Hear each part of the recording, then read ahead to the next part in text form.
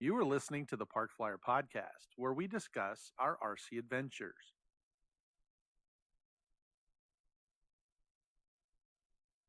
Welcome to the Park Flyer Podcast, where we discuss the ups and downs of the new RC Flyer. Join your hosts, Michael and Jay, as they take flight at the park. Now on with the show.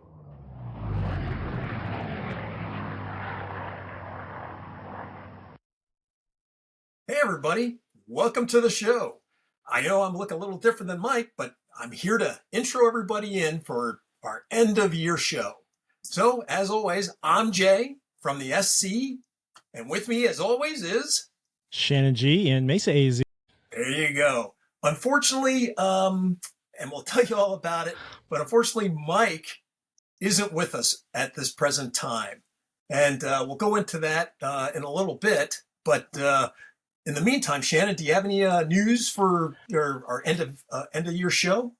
Yeah, I'll tell you a couple of things. Sure. Okay. So first of all, we've got AEF is coming up in February 6th through the 8th, which we're all excited about. Nice. And we opened registration up. I was amazed. Like in the first day, I got like 6 registrations. It was crazy. Just boom, boom, boom. So that's a good indicator that people are interested and glad it's coming up. So I was excited to see that. And I started getting actual raffle prizes in the mail already. Oh, nice. From a couple of our sponsors and vendors. So D280 RC, which we actually had on the show last year, they're definitely back for being a great sponsor, providing some of their afterburner lights and things. So we're excited about that. And one of our longtime sponsors, eFlux RC, sending out some great stuff for the EDF guys, and more to come. It's just always, we kind of push it out now and start getting responses, actually more in the new year after the holidays, but it was exciting just to get a couple. And I got some other emails. Yeah, we'll talk to you as soon as the new year's here. So we're really excited. We have the logo. I got stickers made already. We're going to have shirts as always. I think Eddie, my good old buddy Eddie's going to be making these shirts. We were talking about doing what I did for the Jet Rally where we printed them ourselves, but Eddie was like, "No, I don't think I want to do the shirts," because that's kind of his thing for that. So really excited about it. And again, for everybody who wants to be a part of it out here in Mesa, Arizona, February 6th to the 8th, it's $60 for the whole weekend. Includes the raffle, pizza party. We got the night fly. We got the noontime air show that is always a real crowd pleaser. We get a real good amount of fans and spectators for that. We're serving our own food now, which we started at the Jet Rally, and that worked out really well. So yeah, rather than having food vendors, we still have Katie comes out with the coffee in the morning, at least on Saturday. But we started to try, we got a grill and everything, started having a couple of the club members said, "Hey, let's do the food ourselves." And so far it's working really good. And we will definitely have to expand because we ran out of food the Friday and Saturday that we did it for the Jet Rally. That's a terrible problem to have. Oh, I know. But, it's just like, okay, guys, whatever you did Friday, double it, which they did. And they're like, "Oh, we could have probably done a little more." I'm like, well, double plus. And then I told them, okay, for AEF, it's double what you did on Saturday for Friday, and double plus what you do for that on Saturday, and we should be good. So we actually haven't even got we got a freezer that we keep in the little registration booth there. We plug it in so we can keep all the food nice and cold, so they don't have to go. Hopefully, don't have to go running for food every 5 minutes, which they kind of did last time. But we're really excited, and again, hope you guys make it out, and we'll talk more about what some challenges might be with that. But as I mentioned, the night fly. The other thing is I'm always looking for a new night flyer. I love night flying aircraft. I had my little slow stick, which I literally just sold a couple hours ago. Came picked it up. But if you guys didn't see it on Hobby King, they came out with the new Flybeam 2.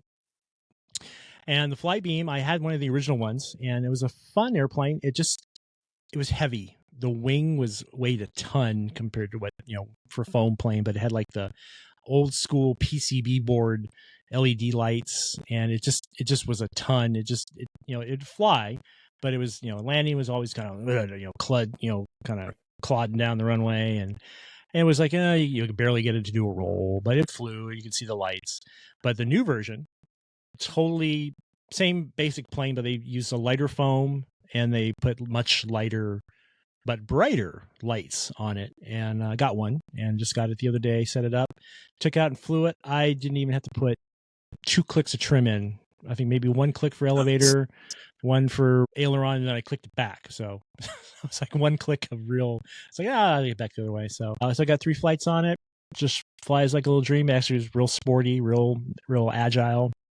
It does, loops, rolls, all the stuff, and actually did a little hover with it. It's kind of fun. So I'm excited to have that plane ready for AEF and any other night flights we have. So thumbs up for the new Hobby King Flybeam if you're looking for a cool little night flyer. And it's really cheap. It was like $169, and I think they did a deal if you bought a battery. It was like they took off a few bucks from what the original price was for the battery. Nice.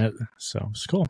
Well, that's one thing I love about Hobby King. When they bring out their little brand of planes or whatever it is, or not gimmicks, but because I have a gyrocopter by them and a few other planes, and what I like is they're kind of innovating when you get them, but like you said, they may have some problems, like they're really heavy or they just did something goofy. Mm-hmm. But they listen to their customers because people will complain about it and talk about it.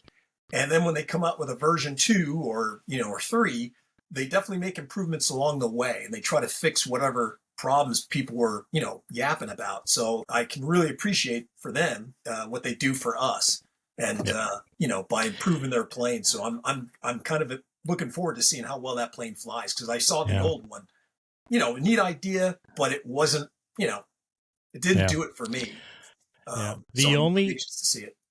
The only problem, it wasn't really a problem, but so when you get the box, it comes just like in a cardboard box, and then the foam's got the top's covered with just a piece of cardboard with the logo of the plane on it, and then you open it up and there's the foam and there's the plane in the foam box. There's a piece of paper, and it's got like the basics. It's got it's got the CG, it's got the weight, stuff like that, and then it gives you a QR code. Go to the QR code and it'll take you right to the instruction manual. Well, you click on the QR code with your phone, and it goes to the database of manuals for Hobby King. They didn't have the manual for the Flybeam 2 yet. It wasn't there. Oh. So it was fairly easy to put together. I mean, I had one before. It was almost the same. It was like 2 wing panels, and there was like a piece of wood. It's cut, grooved in. It fits right in there. So you had to glue that in there, and then like the rudder and elevator, you had to glue those in and then connect them. So it was pretty straightforward. And obviously, the thing flew straight as an arrow, so I did something right. But it was just like, I put the landing gear on. That was the only other thing in the prop. Other than that, turnkey. Nice. It was so. Right. So that's kind of the business out of the way. Let's get to the, why is Michael not here with us today? Okay, so for a bunch of our listeners who've been listening to us through the years, the Christmas holiday seems to be cursed for us. Although the holiday time is fun and everything, but just situations seem to happen to us during the Christmas time. Somebody gets hurt, somebody in the family gets hurt, something happens to somebody's house, or just a variety of things just occur right around holidays, New Year, that just kind of comes out and bites us. And of all things, this particular season, we weren't thinking anything bad could pop out and happen, especially, the other day, Mike, me, and AK Mike and his brother were playing video games and doing stuff. And the very next day, Mike was going to be leaving to be going out to spend time with his son and granddaughters out with the relatives out in California. They were going to jump in the camper and drive out there. And all of us, get a cryptic text from Mike and says, "I burned my shop down," little angry emojis, and that's it. And we're all like, what? Burned his shop down. And I'm just thinking, yeah. Like, what did he have? His little scented candles, and it caught like a couple of pieces of paper on fire? What do you mean he burned his shop down? Was he playing with the wood with the wood burner? Like it is enough? We had no idea. We don't know. It wasn't like prior to that. He's like, "Oh, I'm building." Like usually if we're building things or whatever, we're like, "Hey, look what I'm doing," or "Hey, I'm having a problem with this." Nothing. It was just out of the blue. "I burned my shop down." Okay. So I call him. I text him a few things. Nothing. Same here. And so we all kind of went about our day, the rest of the day. And then later on, I get a text from Arlie, that says, "Hey, I'm sending out a mass text to you guys. Something horrible happened. Mike was Mike was out working on some stuff, and then, the fire alarm went off in the house. And the next thing I know, Mike comes running in and he goes, "The shop is on fire.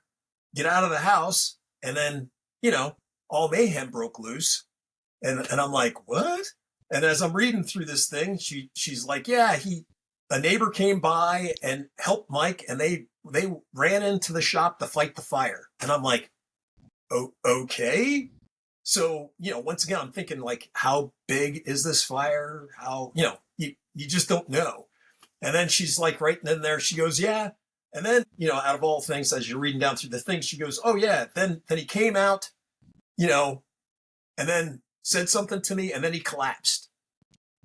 And I'm like, "Oh my gosh, he collapsed." And I'm thinking, "Oh, smoke inhalation or something, right?" And then she's like, "Thank goodness the paramedics were there. I screamed for them. They came over and they immediately started CPR on Mike." And I'm like, "CPR?" Like, whoa, that's not like a couple of candles burning. I mean, if they're doing CPR on Mike, and then it kind of said, "Oh yeah," and they grabbed and they took him off to the hospital.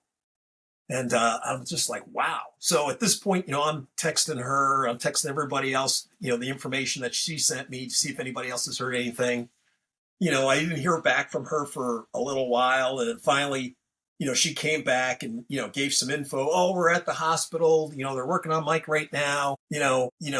Basically his heart stopped one time, and they luckily had the machine. They brought it over and they restarted his heart, threw him in the ambulance, blah, blah, blah, blah, blah.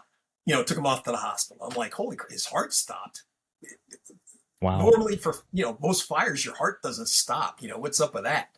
And my wife's like in the background, she's like, "Oh, well, I read something that if you inhale smoke, it's a common thing for people to for having a heart attack or have things happen, for their hearts to stop." And I'm like, wow, that's crazy.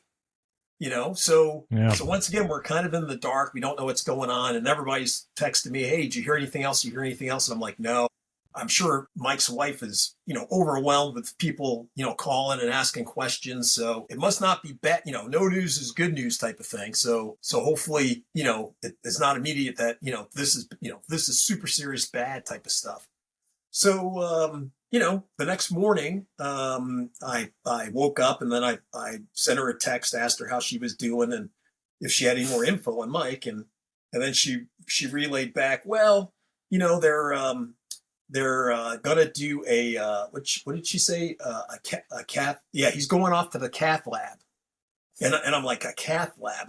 I'd never heard that term before. So I'm thinking they're going to put a catheter in him. So, he's like unconscious and he hasn't peed, so they got to put a catheter in him. Okay. Well, I never heard of that before, but okay. And and then our thing kind of fell off, and then I was talking with the fellas as to what they think happened, or how the fire started, or what was going on, or what anybody heard. And we just didn't have any information. And then my wife popped up and she goes, "Hey, I got a picture. I had this little, thing from the news, kind of showing what's going on." And so we'll put that picture up to show what happened to his shop. And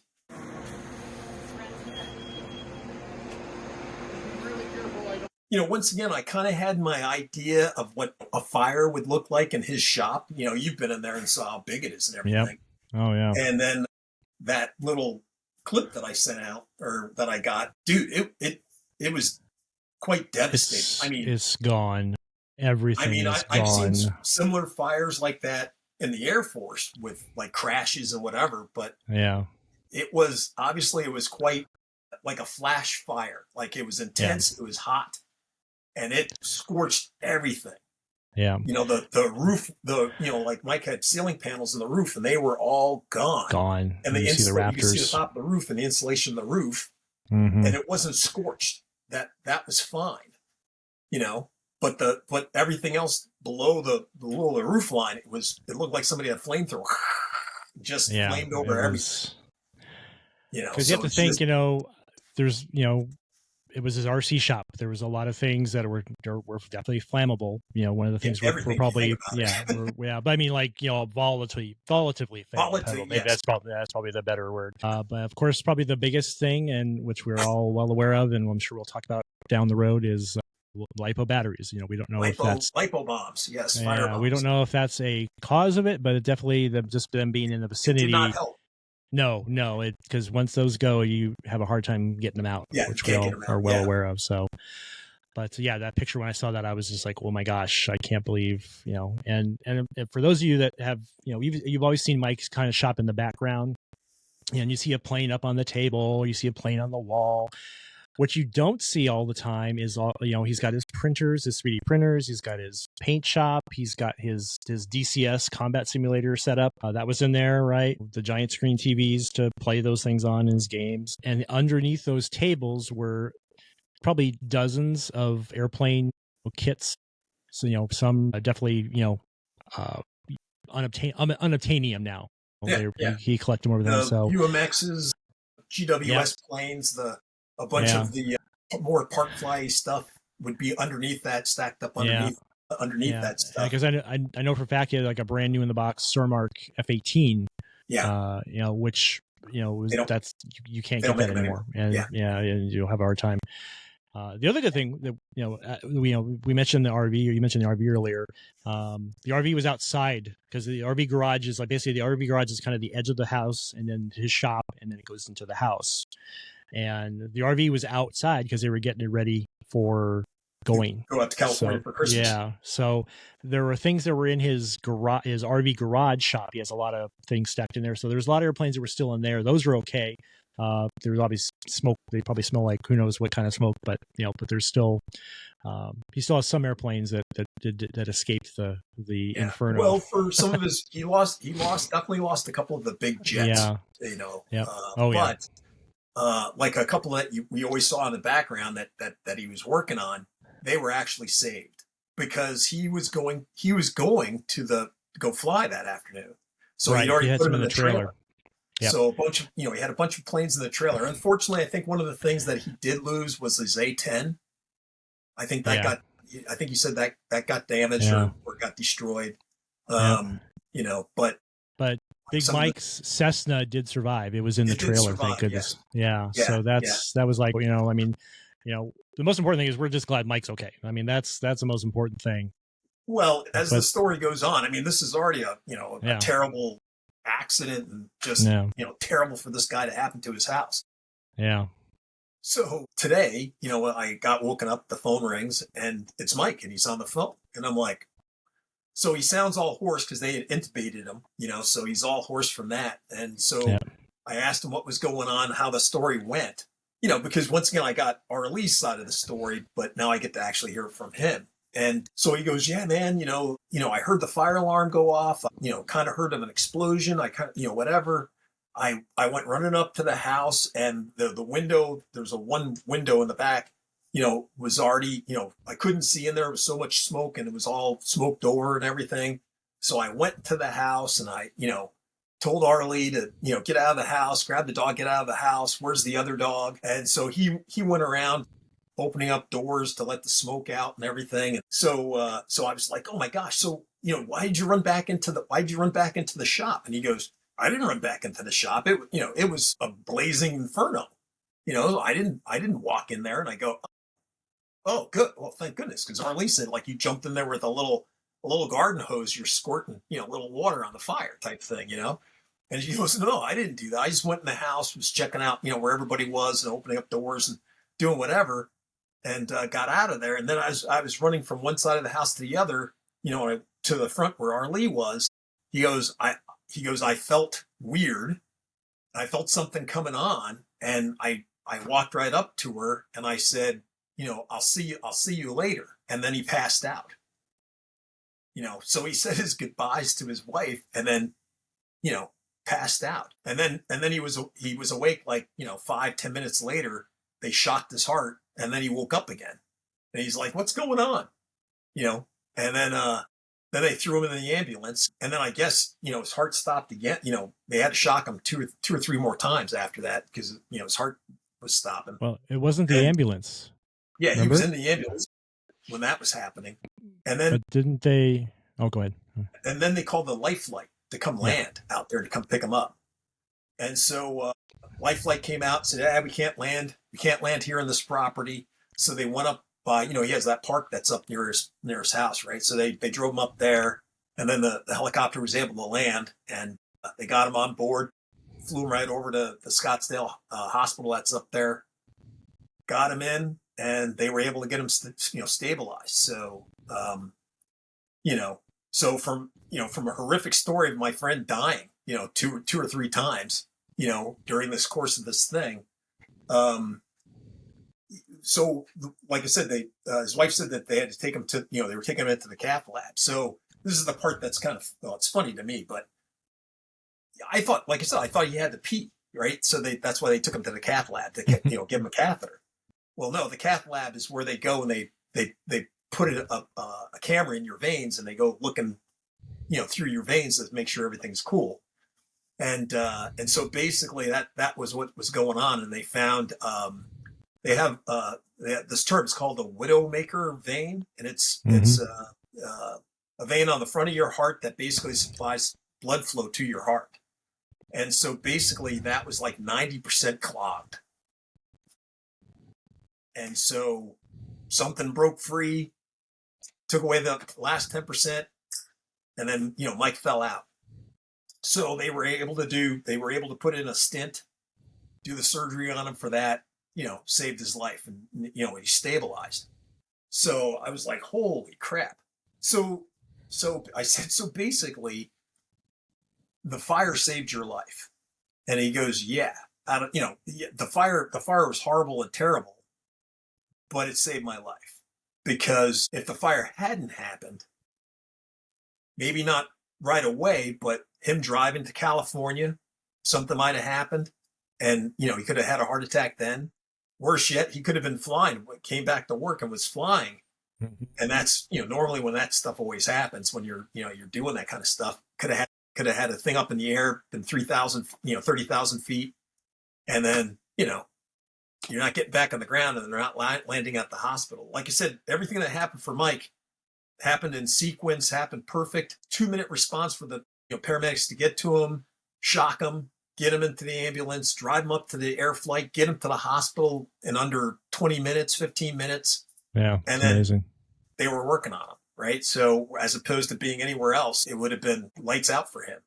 Yeah. So it was a miracle that he was saved by his house catching on fire. Now, it probably contributed to him having the episode, because him overstressing himself, running around trying to, deal with the fire, helped egg this thing on. I'm sure he got a little bit of smoke inhalation that it just all, accumulated. But in a weird sort of way, him having this fire saved his life. One of those odd stories. It sure is. And so Jay talked to him, and then about 2 hours ago, I got a call from Michael, and I picked right up, and just was so glad to hear his voice. A little hoarse, but kind of related the same thing about what happened, and I was just so thankful to hear that we still got him. With the airplane stuff, the house, that's all can be. It's at some point replaced, but we couldn't replace Mike. Nope. And I go, you guys have been friends much longer than me, but we're all one big family now, and that would have been really hard. So yeah, especially because of this time of the year, right? Yeah. Oh my gosh. Who expects their friend's house to catch on fire? It's such a drastic fire. Nobody. So we don't have the exact cause of it or anything. I'm sure that'll come down the road, but we definitely know we're. If anything, just making sure if you have lipos, they're able to be kept as far from fire as possible. We'll definitely do that. So, because my wife kept asking me, she's like, what is that going to happen to us? I'm like, well, I try to keep, I can't guarantee anything. Anything can happen. Who knows what can happen with causing a fire? So, but so it's been a crazy, 2 days, 2.5, 3 days. It just happened a couple of days ago. So Friday was it Friday afternoon? I think it was Friday afternoon when we got the message. So I can tell you, yesterday I think I got the picture Friday night. Marcely sent me the picture of the room, the shop, and I was like, wow. And I was kind of bummed about that. And then just started hearing, when I actually heard ICU and all this, I was like, oh my gosh. So it was a rough day for me, but just to talk to him today was was a Christmas miracle for me. So I was glad to hear that. And Well, I guess it is. hey, Even though it's not Christmas yet, it is yeah, kind of a it Christmas is. miracle. It's Festivus. It's a Festivus miracle. It's a Festivus miracle. and now for the airing of grievances. Yeah. So, yeah. But like you said, Jay's like, it is a story of irony, I guess. Like I said, yeah, my house catching on fire, it saved my life. That type of thing. Yeah, it's just kind of a crazy story. Write a, it sounds like a Hallmark movie almost. Yeah, but yeah, kind of. So, yeah. And like you said, it's one of those things too with this Widowmaker vein, a type of incident. You don't know until you don't know. I mean, the guy gets flight physicals, every other year type of thing, every year getting a flight physical, but it's one of those things that wouldn't show up on an EKG. It wouldn't show up, in normal things. Yeah. Unless you did like a CAT scan or you did something like that, would you see this? Even see that you had that problem? So it's kind of like a couple of years ago, my jugular vein, I had the exact same thing. 90% of it, I was having these migraine. I've never had headaches ever, and all of a sudden I started having these migraine headaches. Going to see my doctor, she's working on me, and all of a sudden I have one of these episodes, and boom. Yeah, I'm super dizzy. I'm having these things. They rush me off to the, give me an ambulance, rush me off there. And then they, go ahead and scan me. And they're like, oh yeah, your artery's totally clogged up, and I'm just like, oh my gosh, why am I not dead? And the guy's like, your brain reroutes how to get blood back down from there. And because he goes, I was going to put I would have put a stent in that if I'd known it was there earlier. And I'm like, well, how would you know it was there earlier? How to get tested for stuff like that. Yeah. So it's just one of those things. Oh, and the other thing Mike told me was that he knew he was getting the symptoms for having this heart attack. Previously, the night before, a couple of days before, he was getting signs. And it was one of those things he really didn't know what he just thought he was having some indigestion. He thought that, he was just having his heart was racing. He just figured he was, excited. He just, this, that, and the other thing. And all those little clues, it's just like something like, it seems like, men, when they get over the age of 50, need to have a little bit of education as to, here are the signs that you may be having, that you may be close to having a heart attack or whatever, and spelling it out for us, because we ignore things like that. And that's kind of like what Mike did. He just, that's gas. Oh, that's whatever. Yeah. Oh, I'm just a little excited. Oh, my blood pressure's up a bit. I'll just relax. It'll come back down. Oh, that's close enough. Yeah. And it was just like all these tick, tick, tick, tick, tick. Yep. And he just ignored it. So yeah, a little bit of ignorance on all our parts. So not to turn this into a PSA for, having yourself checked out for a possible heart attack, but it's something that, you might want to look into. Yep, definitely. Well, we definitely were able to fill a half hour. Well, yeah, most definitely. With all this. So again, most importantly, we're just glad Mike's, he'll be back at some point. So we're gonna take a little hiatus. I had actually posted, we were not knowing on what was going on. I actually posted, we probably wouldn't have a show up on Tuesday, but I think we will. So we'll correct that at least on the Facebook page, so people know that we're still here and we're still going. But we'll keep you updated. I'm sure Mike will want to chime in at some point when he's feeling a little better. So maybe we'll have who knows what. But currently he doesn't have a computer or all of the podcast gear, because that was all in the. It's all little puddles of metal and plastic that probably won't quite work the same way. So, but we'll definitely keep everybody up to date.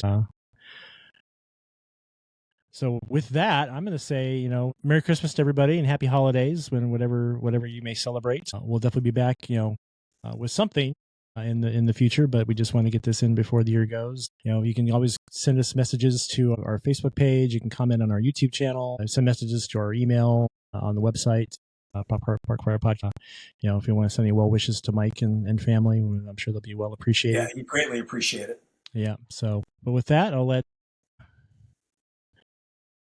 Jay close out the show. Well, this is Jay from the SC. And Shannon G. and Mason. There you go. Hey, have a Merry Christmas and a good New Year. And we'll see you at the park. Let's fly. You have been listening to the Park Flyer Podcast. Thank you for joining us, and we look forward to your next visit. Please give our show a star rating and review, and feel free to email us your questions, topics, or suggestions to parkflyerpodcast@gmail.com.